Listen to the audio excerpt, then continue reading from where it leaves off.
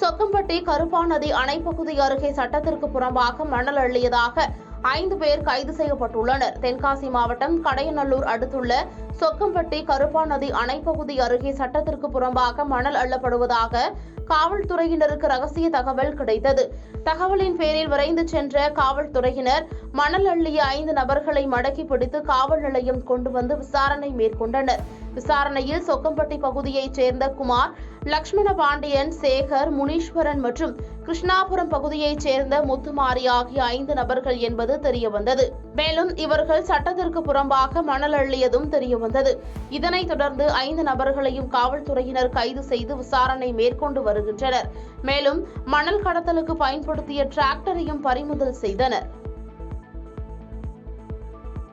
பாதகம் செய்பவரை கண்டால் நாம் பயங்கொள்ளலாகாது பாப்பா.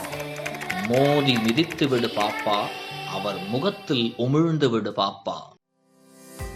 அண்மை செய்திகளை உடனுக்குடன் தெரிந்து கொள்ள இணைந்திருங்கள் இயம்நாடு தொலைக்காட்சியுடன்.